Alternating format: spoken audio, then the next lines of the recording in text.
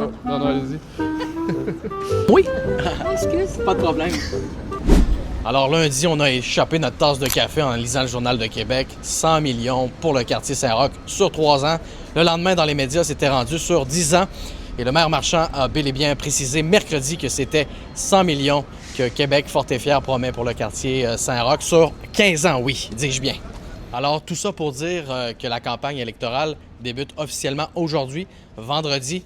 Et déjà, les différents partis ont dilapidé pas mal de cartouches du côté de Transition Québec. Le parti de Jackie Smith promet déjà de fermer l'incinérateur municipal du boulevard Montmorency. Ça, c'est dans le quartier Mézeray. Et puis, le parti Transition Québec s'engage aussi à rendre le transport en commun gratuit pour les jeunes de moins de 18 ans et les aînés. Et dans les promesses électorales un petit peu moins sexy, il y a le candidat de Québec Fort et Fier, Raymond Poirier, dans Limoilou, qui s'est entretenu avec mon collègue Olivier.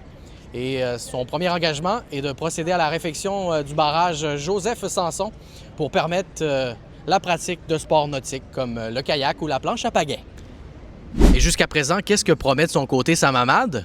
Le candidat à la mairie et chef de Leadership Québec promet de couper les vives au tramway.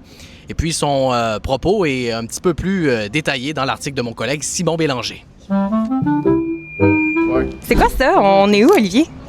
On se trouve devant la nouvelle murale qui a été inaugurée au début du mois de septembre. C'est un projet de médiation culturelle qui a été fait avec des aînés qui fréquentent le service amical Basseville, en partenariat avec Emmanuel Gendron, un artiste visuel. Donc la murale elle représente différents éléments distinctifs du quartier. Ça a été fait au fil de l'été depuis le mois de juin. Cette semaine, j'ai parlé avec Caroline Sens, qui est responsable de la participation sociale pour l'organisme. Elle a dit qu'elle avait été très surprise de l'engouement pour le projet. Il y a une quinzaine de personnes qui ont participé autant aux ateliers de médiation, mais aussi à la réalisation de la murale. Le porte-parole du regroupement pour parler devant les médias, c'était le gars de pêche de mon côté. Et ça implique l'Aube-Rivière, projet